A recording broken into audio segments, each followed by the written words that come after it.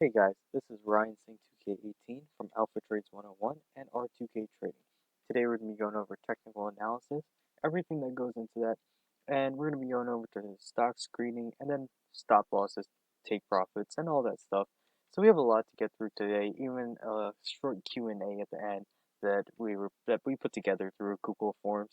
So let's jump right in. As you can see today, I'm using TradingView.com. It is a very powerful tool. You can see I am not using the pro version at all. I'm using the free version. There's not that many limitations to it, except you can only have 3 indicators on chart, and it limits the amount of alerts that you can use. Now, I do not see that as a limit to what you can do with this. It's a very powerful tool. So let's jump right in. We're going to be using, we need a ticker symbol for today. So I chose Veristem VSTM just because that's what we've been using, talking about lately, about a big blow up with it that we can see. So you just need to type in the stock or ticker symbol in here, or you could type in the name if you don't know the ticker symbol. So Veristem, right? Then you're going to want to hit full feature chart. Okay. So once we get over here, it's taking a little bit to load. Not sure why it's taking so long. All right. So chart's loading up. Okay, let me just close this out for now. I'll explain what this stuff is in a little bit. Okay, so as you can see, we're on the daily time frame, as seen with the D up here. You can choose different time frames here, but I'm going to be using the 1 day as of right now. So let's just zoom in here, and I'll show you a little bit more. Okay, so we're on the 1 day time frame. As you can see, we've been shuffling around about 1.6 to 2 lately, which is about right. I've actually bought in multiple times around like 1.8, 1.7-ish, and sold it at about 1.8. You know, it has been moving sideways since about April. So let's just go into some technical analysis, and you'll see exactly why we think that this stock is going to blow up. So the first thing I want to introduce you guys to is called the MACD. What does MACD stand for? Well, that stands for Moving Average Convergence Divergence. The MACD is a trend following momentum indicator that shows the relationship between two moving averages of a stock's price. The MACD is calculated by subtracting the 26-period EMA, or exponential moving average, from the 12-period EMA. So what does that mean? So think about it in Excel when you make a scatter plot and you put points on it and you choose a trend line. That would be an exponential trend line, but you're taking the average of 26 days and subtracting it from the average of 12 days. So to add this, you want to go up here to this F, like a function, and you want to just simply type in MACD.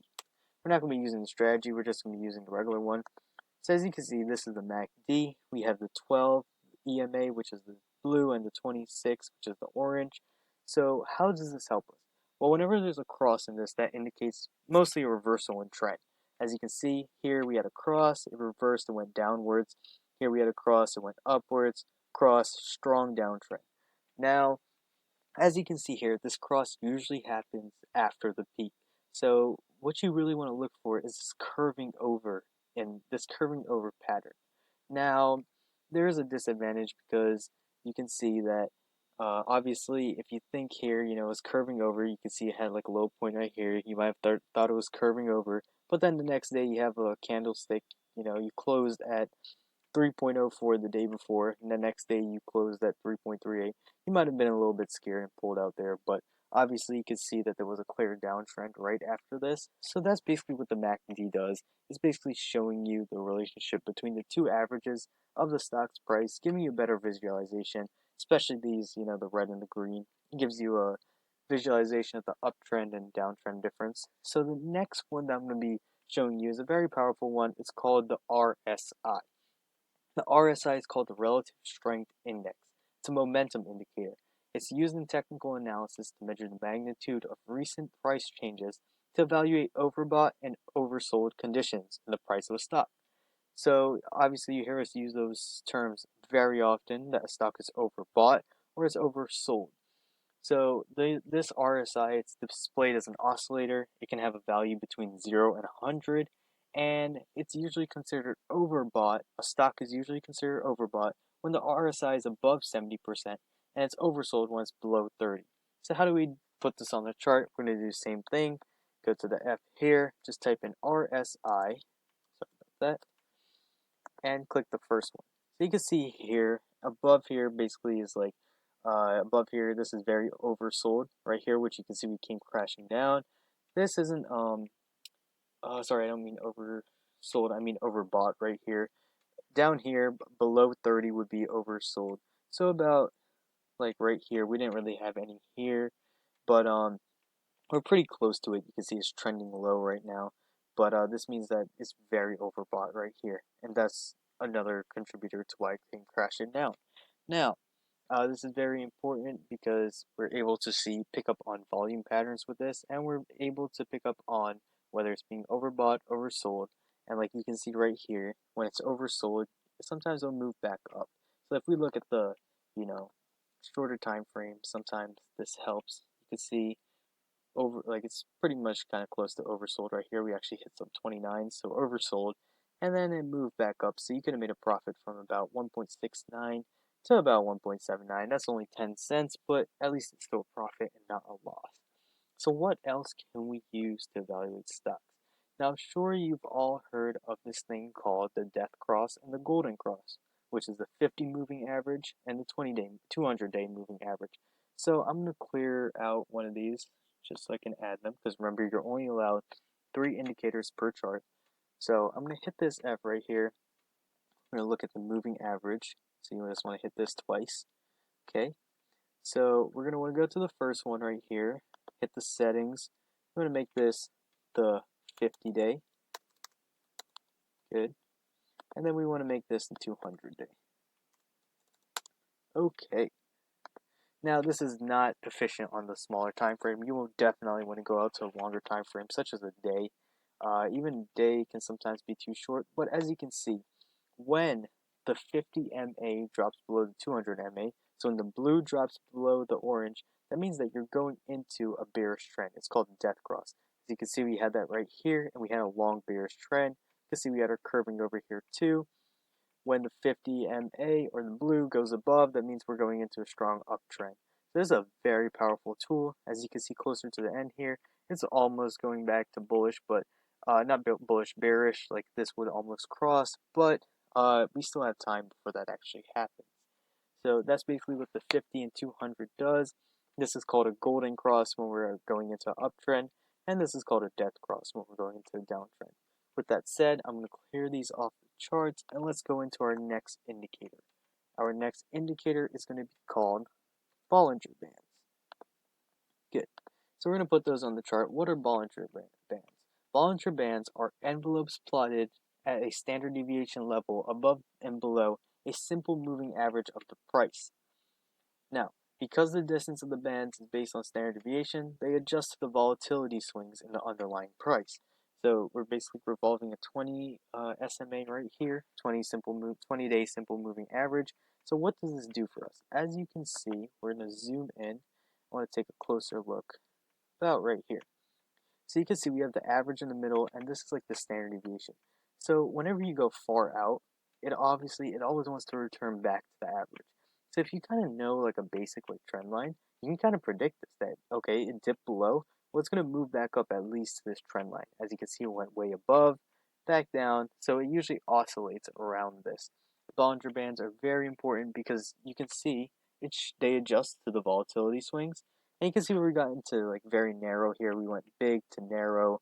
You can see what happened here, narrow to big, kind of like a pipe inlet. So you can see like it's like a breakout almost. It's a helpful visualization. Now with that said, we like to use these indicators very combined. So I will show you in a few how we can combine these indicators and use them. The next indicator we want to look at is a very popular one that was requested by a lot of you. This is called Fib retracement or Fibonacci retracement. So what that does, it's levels that are horizontal lines and indicate where support and resistance are likely to occur. So to do this on here, there's actually an automatic feature. All you have to do is go here, back to our indicators and strategies, and type in Fib. So we're going to see an auto Fib retracement. It automatically adds levels. It draws it from the peak all the way down to the bottom. And you can see we have different levels, such as the 50%. So what that means is like If the stock was to retrace 50% from where it is, from its high to the lows, it would be at a price at about 3.1, say 1.5, 1.4. As you can see, that's still a big difference from where it is right now, about it's about 1.75, right? You can see that over here. So 1.75 to about 3.15, that's a big change. This can be used very often. You'll hear like a lot of people say, if a stock retraces 50%, well, this is what they're talking about right here. If you want to do this manually, you can. All you have to do is draw it from the longest continuous uptrend to the downtrend. You can use it on the weekly pattern. That's usually the preferred time visual. So here we have the weekly trend. You can see here how the MACD is. It's obviously more spread out on a longer time frame. 50% retracement here would take us to a stock price at about 2.5. So that's one way to use that. Let's see, what else can we use? Now, with moving averages, you can also use a 5, 10, 20, and 50 day to spot near trends. So I'm going to take this out. I'm going to add some moving averages here. We're just going to add two basic ones. Okay, we want to decrease the time frame to about 15 minutes, right? So we're ranging about here. Just closed out one, so we want to add that back. Okay, so that's a bad habit. Alright, so now you want to adjust one. So let's say we said the 5, 10, 20, and 50. So let's just do about, oh man, that was bad. Let's just do 20 here. And let's do 10 on the first one. Alright, so we're looking at a 10 and 20 moving average here. As you can see, I changed the color on this one. Let's change it to about something else. Alright, you can see it's very much easier to spot trends in this one. It's very more on a short-term basis. You can spot them a little more easier. That's basically all it does because you're decreasing the time frame.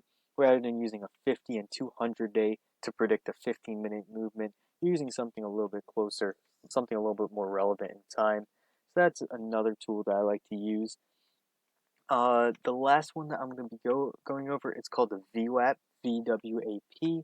What that is, it's called Volume Weighted Average Price. It's a trading benchmark used by traders. It gives the average price of a stock that has traded throughout a day based on both volume and price. It's important because it provides traders with insight both on the trend and the value of the security. So we're going to go here. Once again, we're going to type in VWAP so you can see. So basically, it's just flowing along with the trend. It goes right along. It's like connecting the dots almost.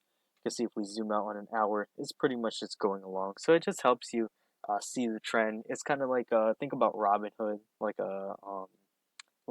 just a line graph. That's pretty much what it is. Sometimes it helps, helps you identify the trend a little bit easier. So with that said, what indicators do I like to use? MACD is a must. I love using the MACD. RSI, I like using RSI a lot, and I like using moving averages. So, obviously we can only have 3 indicators on a chart at a time, but for now, I also like using Bollinger Bands, right? So with these combined, you can determine, stocks might be going into a short-term uptrend.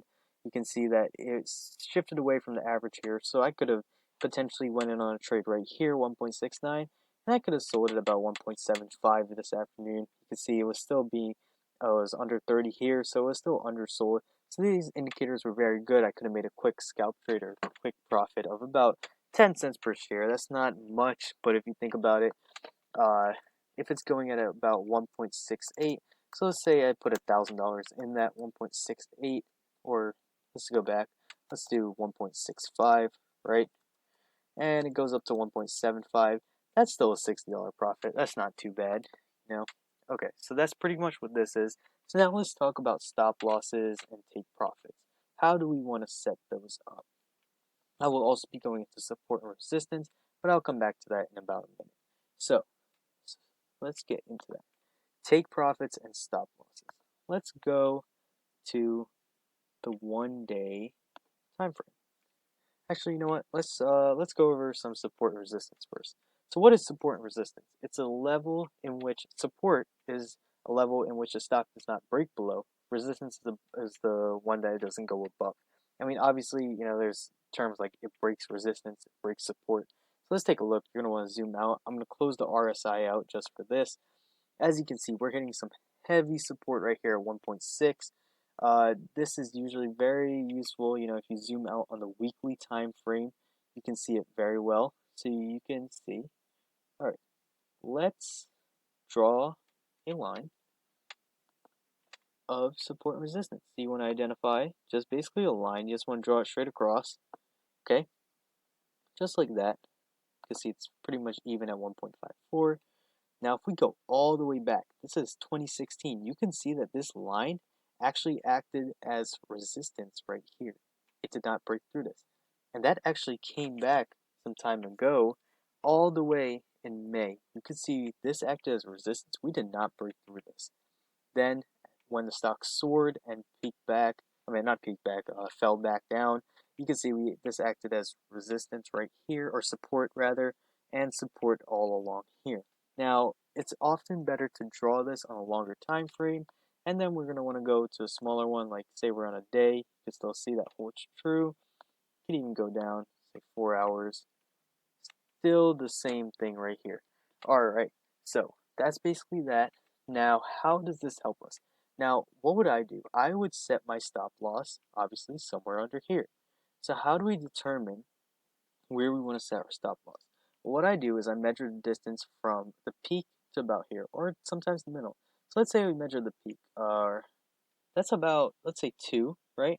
And it's about 1.5. So that means the stock will, if it breaks underneath here, I would put my stop loss at about 1 or somewhere right here, like 1.3. You could always put it in the middle. You could always adjust for stop losses. But I would put it about right here because you know that once it breaks through and it's that far down, then that means it's usually in a downtrend. Now, you can see we're bouncing off the support pretty well. Now, for take profits, it's the total opposite. I would actually do, sometimes I would look at, let's take a look at the resistance that it hits. So it hits resistance at about right here. Okay, change up this color a little bit. Or I don't even have to do that. Let's just draw that. Okay, it's not exactly straightforward. Let's see if I can move this down a little bit. Sorry about that. All right, let's take it from here to here, right? Straight line across. So this is at the about 2.2 range.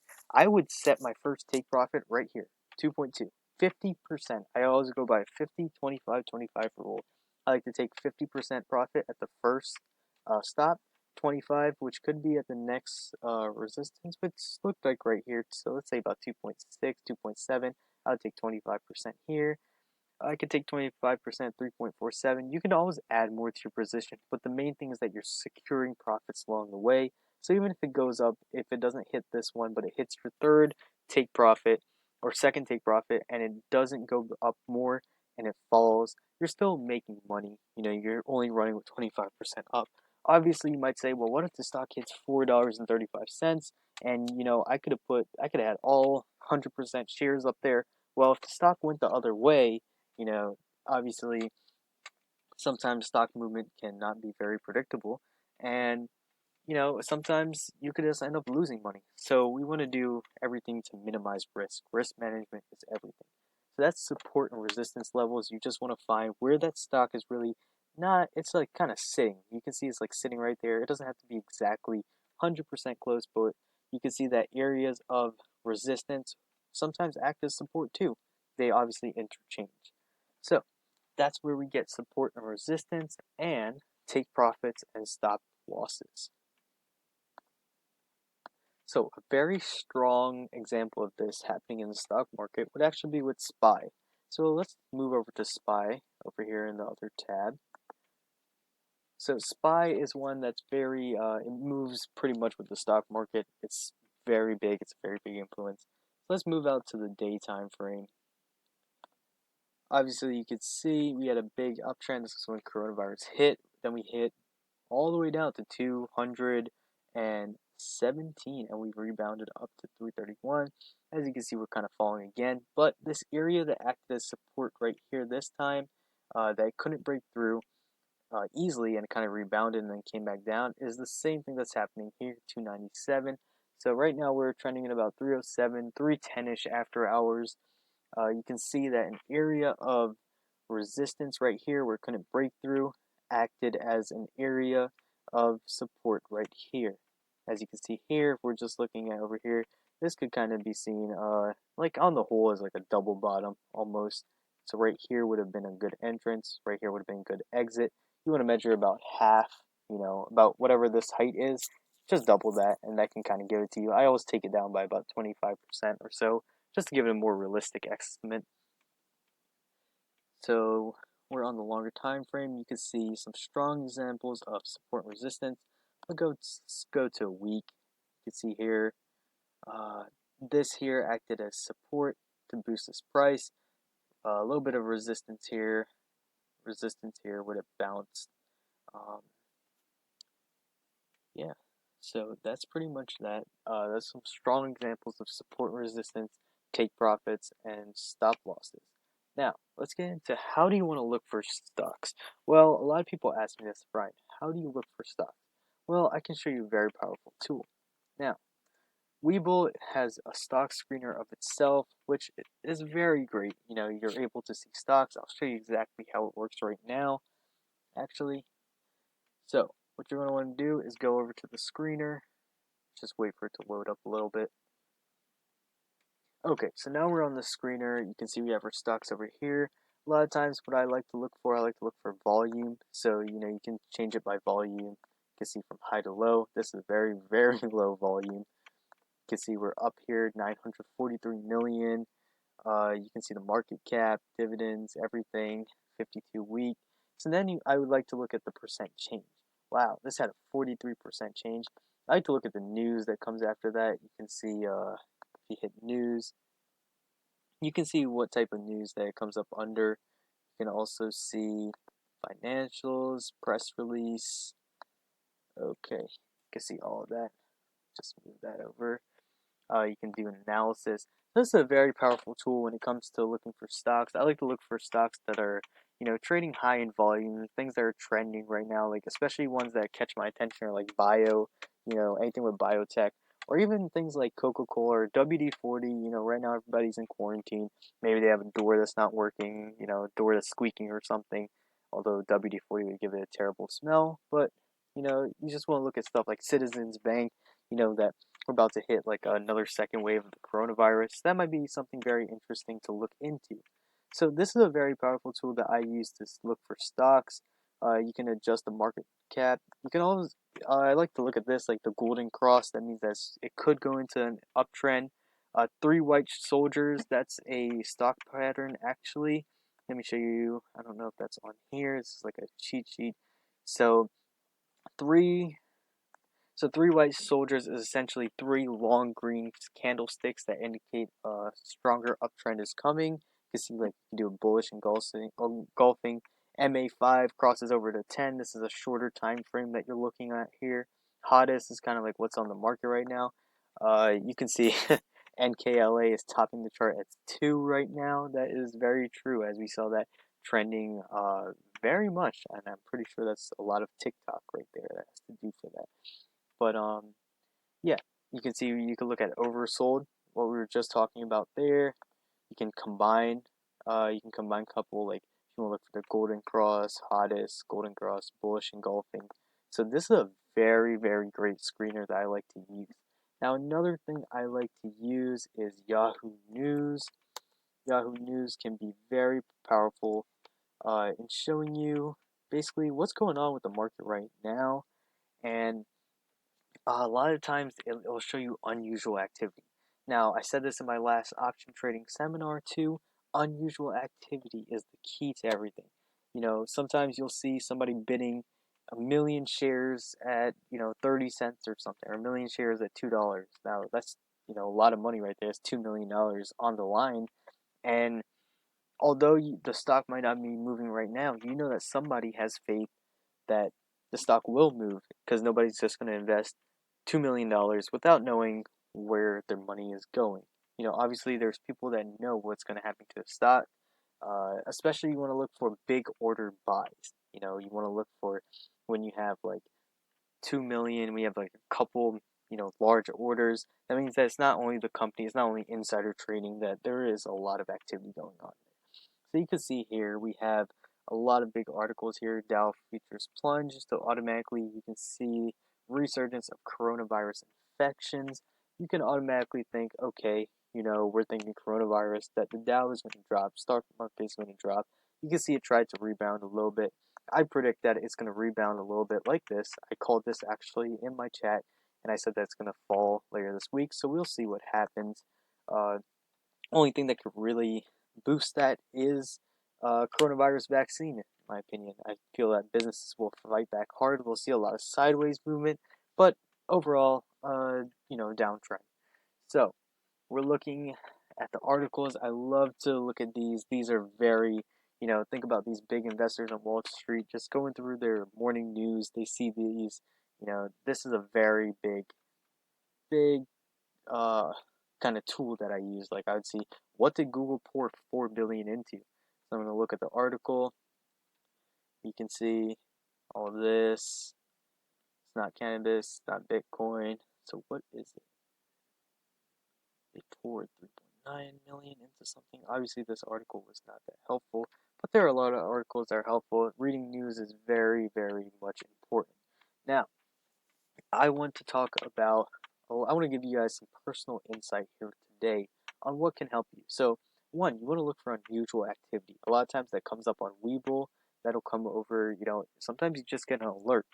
Now, I want you to think, okay, all the time when you're entering a trade, or exiting a trade, and you're going along with a trade, you're trained to think like a trader, basically. You're thinking, okay, if I get in at this price, make a 10% profit, I'm out. You think about all of that in a trading aspect. Now, there's something very important that you're forgetting about. You're forgetting who's sitting behind the computer, who's carrying out these stock orders. It's a human. And sometimes we tend to forget that. Now, what's the most powerful thing you can do? The most powerful thing you can do is think like a human. You want to analyze both sides of the situation. Whether someone believes that it's going to be bullish or someone believes it's going to be bearish. You want to analyze both. It's kind of like a trade-off. Do I go to the movies or do I go to the mall? Kind of like that. Obviously, if you lose, you're probably not thinking about the movies or the mall. But what I'm saying is you want to think like a human. Because remember, who's trading these stocks? It's humans. And that's the advantage we get over bots. Bots can analyze this trend, but they can't see the coronavirus coming, until after a couple. Obviously, that's how I made 340% profit on Thursday. Because I saw that coming. I saw that as soon as, the news hits 12 states closing for coronavirus, I saw that as a chance. I knew that psychologically, that means that there's a big sell-off coming, especially the day before Friday where a lot of contracts expire. So that was a very great choice, and I want you to think like a human too. So analyze both sides of the situation. Think about, SRNE. You're going to go invest on it. Why could it go up? Well, say, they're releasing trial data.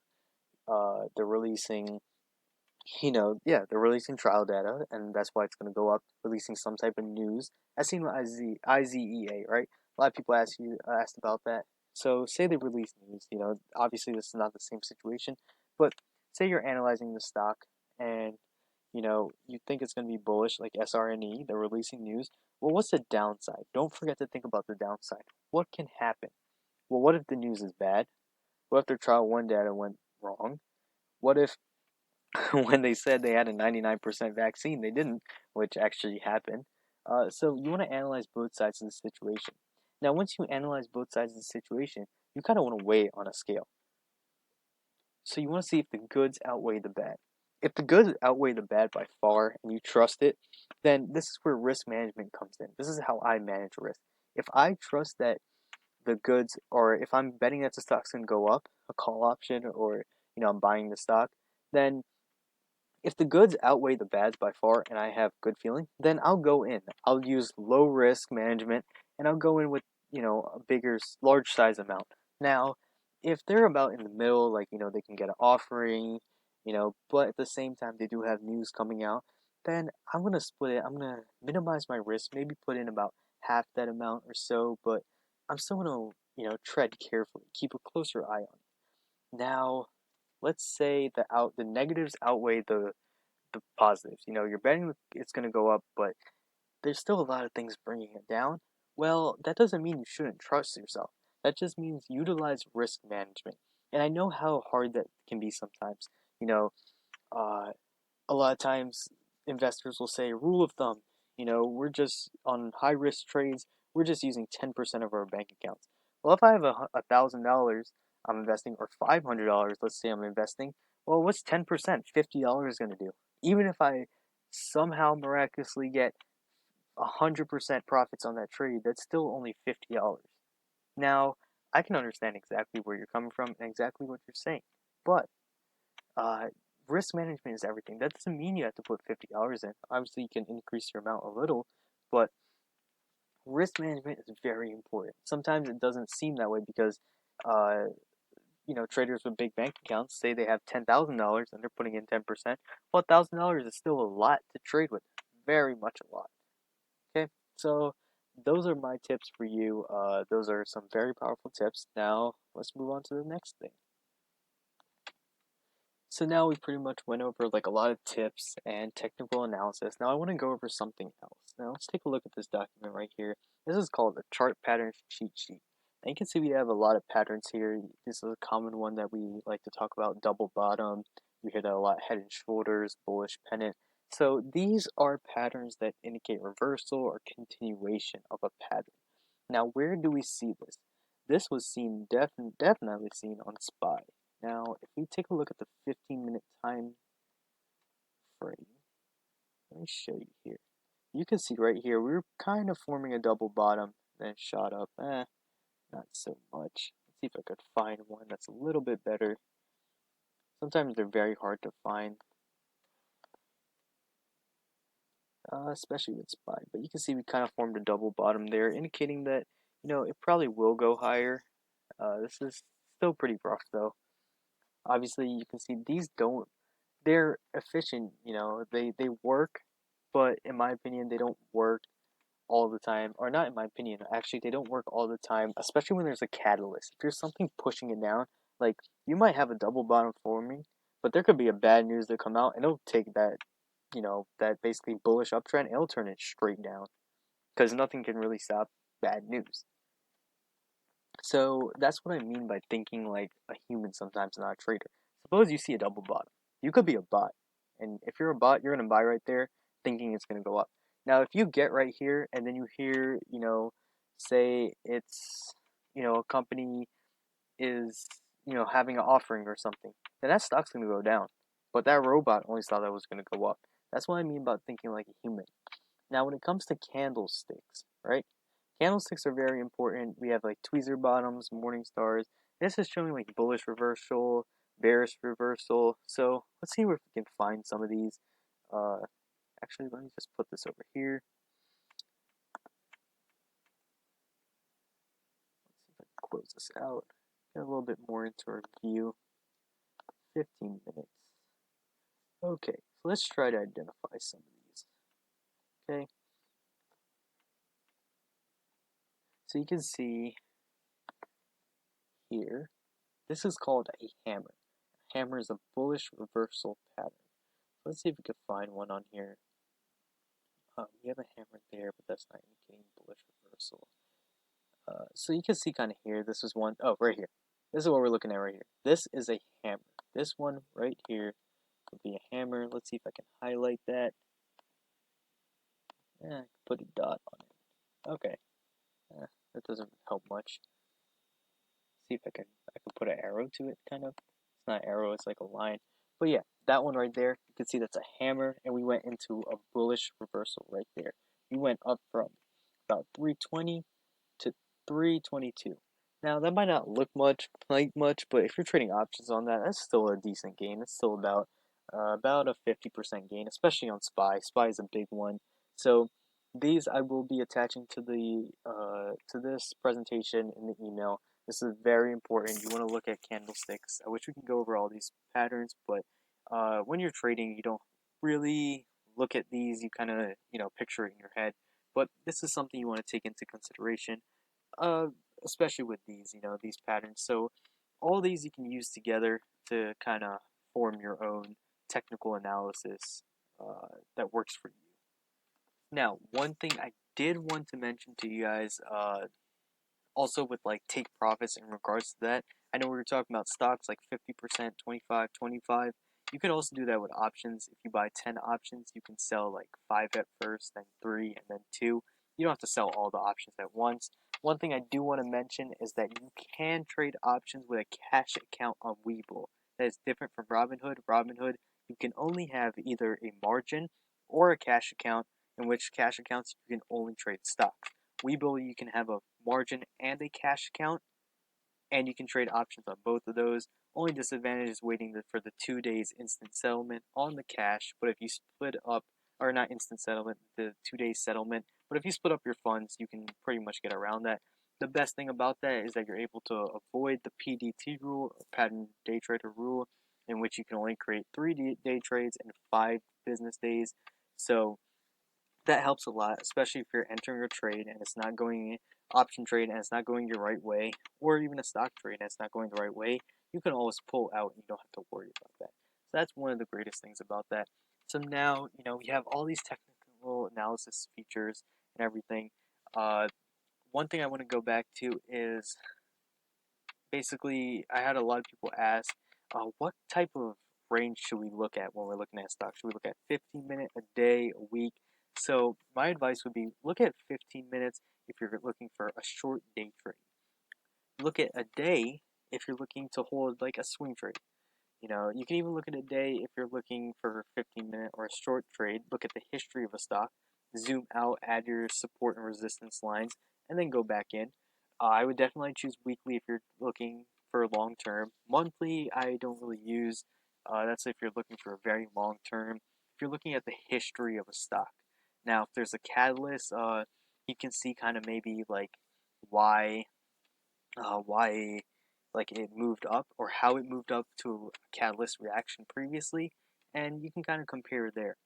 Now, one thing I want to talk about is averaging down. A lot of people had asked me, what is averaging down? When should I average down? So you should average down, say, I get in an Apple at 340, and we're just talking stocks here. Say I get into Apple at 340, and, the stock moves down to 320. Now, that was just for the week. I bought it on the Monday at 340. The Friday it came in at 320. But I really think it's going to start moving back up on the Monday and then next week. That's when I would average down.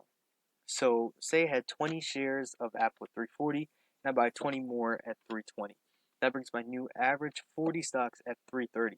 So, as soon as that stock price the next week hits over 330, I'm making profit. When should I not average down? You do not want to average down when the stock is still continuing in the opposite trend that you're predicting.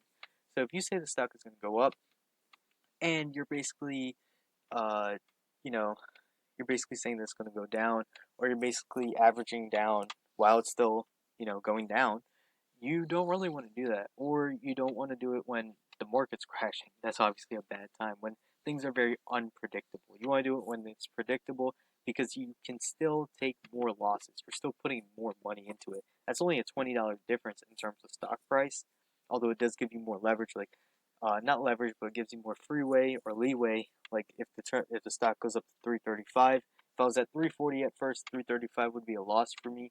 But because my new average is 330, 335 is a gain for me. That's where it really works, and that could have worked wonders with Apple this week. As you can see, I went in on a option trade at about like 346, I believe, and today went up to about 334, 336, I believe. So averaging down would have been a very great idea. Now I'm gonna get into the Q&A. We have a lot of Q&A to get through. I'm gonna try to answer all of them. I know a lot of people asked for. It would have been a great idea if I could have posted the answers to other people's questions, but one, I think it's going to help visually showing and talking them through, but also some of them weren't really questions, some of them were more of statements. So the first one that we have on the list here is how to determine the entries and exits of trades using indicators, how to read candlestick problems, and common technical trading patterns.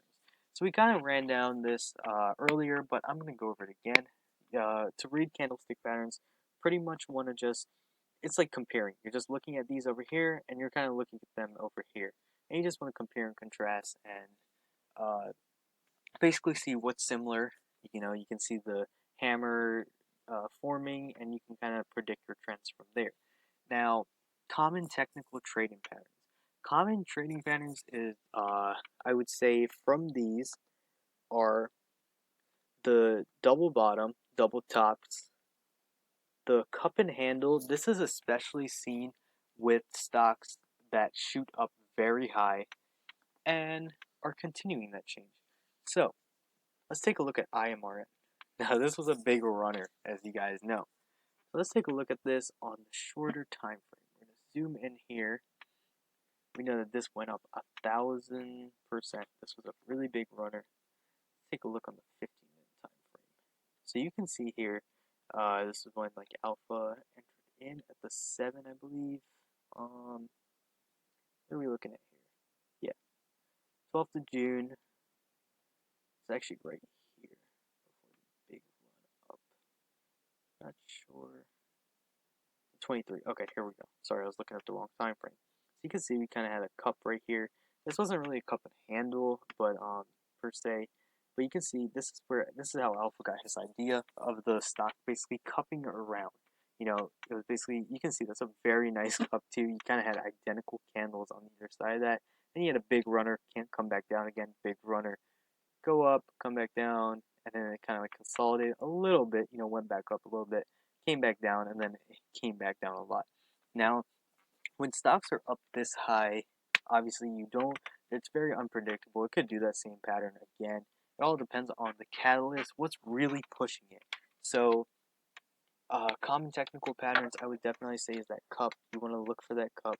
You want to look for double bottoms. You want to look for rounding bottoms. Let's see. The bullish flag is a very common one. Sometimes, so you can see here, this is actually kind of like a line that's following, right? Because it doesn't break through here. So you can see let me draw this here. This is kind of like a line of support, okay?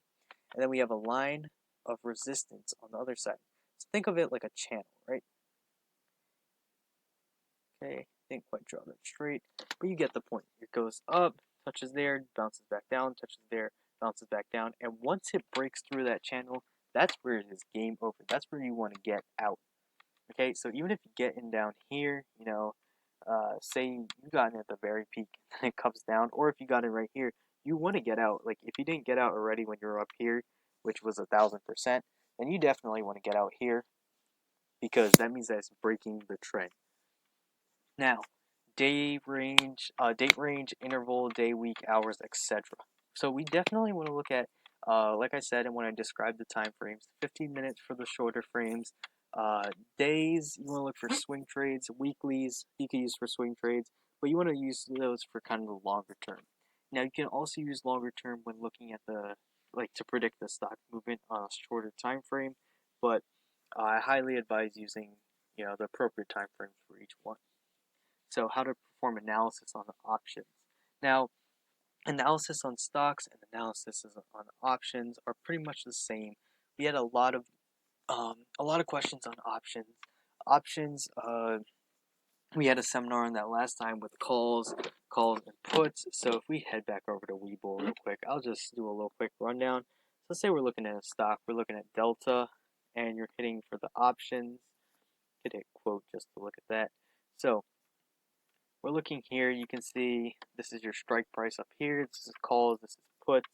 This is where, obviously you can see, this is the share price right now, so anything above or anything below right here, these are all in the money. This would be in the money for puts. It kind of flip-flops around, basically, so this would be in the money, this is in the money, this is out of the money, this is out of the money, right? Puts, basically, you're saying the stock is going to go down. Calls, you're saying the stock will go up. Okay. Webull, if you guys did not know, Webull is a very powerful tool because you can use all those technical analysis tools right on here, and you don't have any limit. Webull, even if you don't use it to trade, it is a very powerful tool. Like I just said, you can have moving averages, VWAP. It doesn't limit you to 3 indicators. You can have candlestick patterns. You can even choose just a line, choose area, It has very powerful tools. So this is a very good one. Let's move on to our next question. The best time to enter a trade. So a lot of people, right, do not have day trades. That is a big problem. They don't have a 3 day trade that they can. They're limited to 3 day trades. So in that case, I would keep them as backup and enter a lot of swing trades. You can enter them at the end of the day. 3 o'clock or so. You get a better feel of where the market is going. Read the news, and then you sell it the next day. That is not a day trade. That would be considered a swing trade because you held it over a few days. What lessons helped me when I first started out? Now, patience. Patience is a big one. I'm sure all of us had the moment where we bought in a stock at 2.5, stock went down to 2, got very discouraged, sold out everything, and then an hour later, our Discord's blowing out that the stock went up to $3, the stock went up to $4, and we're just sitting there like, we just took a $200 loss when we could have made about $800, $500. You get what I'm saying there? So patience is all. You want to hold through, especially with options. Sometimes, you want to hold through with them. Sometimes you want to cut your losses quick and move on to the next trade. It all depends, especially if you have that flexibility with like a cash account and you're not limited with the amount of day trades you have. Your main setup on a screener, that's basically what I did here. What indicators have been most helpful? Obviously RSI, MACD, moving averages, Bollinger Bands, fib retracement. Now remember, those are technical indicators. But remember, if enough people are using them and people are making their trades off of them, then that's what I meant by thinking as a human. Psychologically, you're thinking the same as other people, right? You're going to be using fib retracement. If everybody believes that the stock is going to go up 50% on that fib retracement, then they're going to buy it and set their price target as there. I'm just saying if they 100% believe that. So that's what you want to do. You want to get into that mindset of thinking like a human while you're trading as well. Now, how to find good high return stocks that take 2 days or more, ideal for pattern day trading. To find those stocks, usually I like trading a lot of big stocks because big stocks they tend to move, but they move with the market. So you're pretty much predicting the market trend, not too much of the stock trend. I find that to be very helpful. So that's why I trade FANG stocks or things that are big, such as like Boeing, Apple. AMD is a good one, especially with the semiconductor market. Or one of the best things you can do is that if you have a smaller stock, you can sometimes always find a bigger stock that fuels them, something that's pushing them. So uh, I always choose like FANG. I mean Facebook, Apple, Amazon, Netflix, Google. You also have some bigger ones up there like Delta, not Delta, but yeah, Delta's a big one. But Boeing Airlines, uh, you know, those are some pretty big ones up there. Boeing controls a lot of the stock market. So that's why I went in on it about 6 times. I like to go in on a lot of big trades for option trading. Let's see, I'm running down the list here. What you use in your charts? Yeah, I use RSI and MACD. How to understand price fluctuations in extended hours.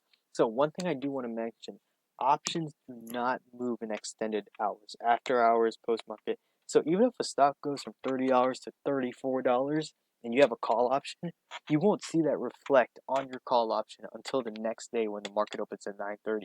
With that said, you cannot sell out options or buy options during pre-market or after-market hours.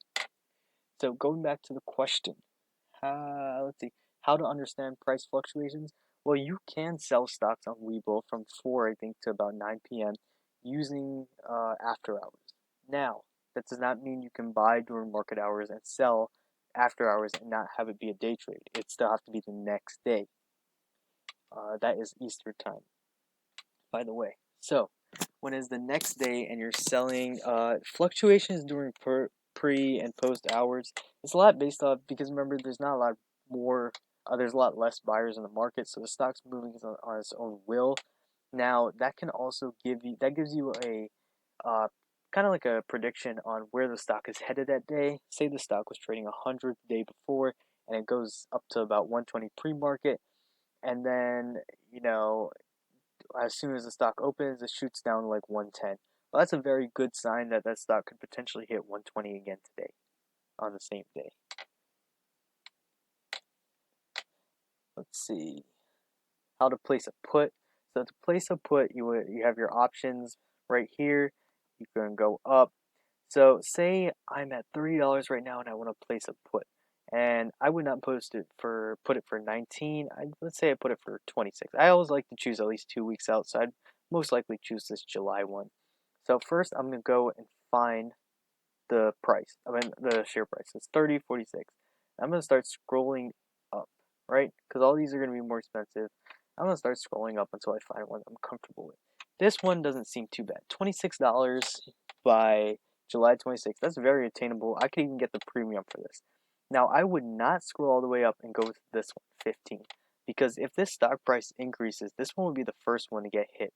Likewise with call options. Remember I told you once it decreases, you don't want to be all the way out here out of the money. So you kind of want to judge, say there's like, I'd say about, I don't know, let's say 15 call options here. Let's say you judge about 7, and that would take you about 23-ish right here. That's still not bad. Even if you were to pay $50 per call option, you could buy about 5 of those, for $250 or something like that. It all depends on how you're managing your risk. If you're a new beginner with trading, one thing I highly advise is do not put all your eggs in one basket. That is a popular saying. Do not just, push it like, okay, I have $1,000. Although it's a high risk trade, 10% wouldn't do much for me. Let me just put in about 800. I do not advise doing that. You still want to split up your basket. And reason being, you could end up with that $800 loss and you'll just be holding the bag per se. No one wants to be holding an empty bag. Everyone wants to be holding a bag of cash. So, um, let's see. How to determine support resistance. We went over that. How do you know long swing trade versus day trade? So just to clarify, a day trade means that you're going in and getting out on the same day. Swing trade is multiple days, or it could just be overnight, but it's not the same day. How do I know when it's a long swing trade versus day trade? So a lot of times with bigger stocks like Boeing or um, Apple, I like to predict the longer trend. So it all depends on what your target is. If you're looking for the longer trend, but sometimes, you can't predict that, and that's why I like to save my day trades if you're going that route. Because as you can see with SPY, it went up to 340%. That was unpredictable that would happen that day. I thought that would happen the next day. So that's why you want to save your day trades. In case something like that happens, you can take profit as soon as possible. That's why a cash account is also very necessary. So in pre-market, I don't really consider the volume like very low stock volumes, just because I like to trade stock with bigger volume stocks that are trending very heavily, especially when it's pre-market. You know that somebody really wants to get in on that stock. They feel that it's going to move that day. Um, let's see. So what software do I use or prefer? I prefer Webull all the way. You can see that this has very many tools on it. You can even do paper trading. Uh, I love the ability to see the news. You can see the order flow. This is a big one, time and sales. I want to point this out right here. The time and sales is a big factor for unusual activity, especially if you see, say you're looking at Delta Airlines right now, and you see somebody buys 1 million shares. You like that's a big one because then you know that somebody's betting that the stock is going to go up. So this is one way to find unusual activity. If we just look throughout the day, see 4,000, 7,000. So those are still some pretty big orders. We're looking at here. Yeah, one for 27.18K, 18K. So some big orders we're looking at there. Let's say we take a look at DVAX. Never know what you'll find. You have some medium-sized orders on that, but you get the point. Okay, how to configure Thinkorswim. I do not really use Thinkorswim, especially if you're a beginner. I do not advise using Thinkorswim. It's very complex to learn. It can be very difficult. You can even use Robinhood, but I really like Webull. Webull, it gives you all the tools in one place. Very simple to understand. will also be for Canadian stocks. Yes, this process applies for Canadian stocks. It even applies for Bitcoin. I know that's crazy. Bitcoin, yes. I have traded Bitcoin before. This process definitely applies to Bitcoin. Basically, like anything that kind of follows like a stock pattern. Um, let's see what else we're looking at here. Fib charts, yes, fib charts are very important. Once again, I said it's all about the psychology. If enough people believe it, then that's a lot of times where the stock will go. And remember, you always want to weigh both sides of the situation when it comes to risk management. Okay, so how do you decide when to average down? I talked about that, and just learning and taking in everything. Okay, guys. So I know that a lot of this was mostly on technical analysis, but a couple things that I really wanted you guys to take away is the insight from this, the insight that you wouldn't get from a YouTube video, and that's really that you have to remember that the people trading this are human as well. People trading stocks are human. That's why cryptocurrency is so volatile sometimes because there's no real things fueling it. It's very digital. Whereas stocks, you have catalysts, you have real life things. Not saying that real life things don't influence Bitcoin, but I'm saying doesn't influence it as much. So um, that's something you definitely want to look out for. It's all about getting into the mindset and not getting caught up in the mindset of a trader so much. To give you an example of this, when does emotion really hit you? It hits you when you take a profit or when you take a loss of that. Think about it. If you take a $10,000 loss of that, you're going to be sad. Well, throughout the trade, you're supposed to remain emotionless, right? Well, you should remain emotionless, obviously, when it comes to the trading aspect, when it comes to, taking profits, or not taking profits, when it comes to evaluating the stock and all that. But you want to kind of have your emotion in check when you're evaluating both sides of it. Like, especially with the coronavirus situation and all that, you guys want to tread very carefully. Especially from here on, we're going to see a very bouncy market, especially with the Feds not wanting to close it, but it's going to have us, everything's going to want to trend downwards, but businesses and the Feds will push back very hard. I tried to get through as much as I could today, and I tried to answer as many questions as I can. If you guys have any questions, please do email me at thenextstepforreal@gmail.com or the email that this will be delivered from, which is Ryan, RYAN, .sing, SINGH, 2K18 @gmail.com. You can give me a follow on Instagram at R2KTrading. I just created that. I even have a Discord, R2KTrading. If you're interested, I will post the link to that. If you think this webinar was a big help, please go and leave a comment either on my Instagram page or in Alpha Trades 101. Please tell me what you would like future webinars to be on. I am very interested in doing this. I like helping you guys. I'm doing this for you. I like sharing the knowledge, sharing the insight that I have.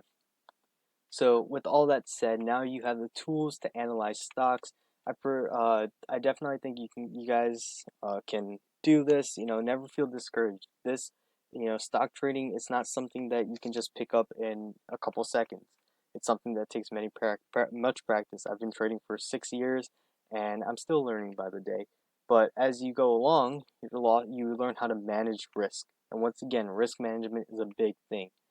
I know it wasn't one of the questions you guys asked about, but risk management is definitely something. Weighing both sides of the situation, thinking about what could happen, and going appropriately in on a trade.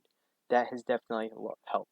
So, one way to just show that really quick was like SPY. I went in $1,000 and I made 340% off of that. But with Apple, my Apple calls, I only went in on 2 calls, knowing they were high risk, and I only lost about $230 from that. But that's the difference. I gained a lot of profit and I minimized my losses. And that's what you want to do. Because at the end of the day, you want your profits to outweigh your losses. So, with that said, we are concluding this webinar, and it was great hosting this for all of you. Please let me know how I did, and if there's anything else, any suggestions, any recommendations. I hope this worked a lot better than the live webinar, because I know last time we had some technical difficulties. We had people coming in and out, that annoying chiming sound.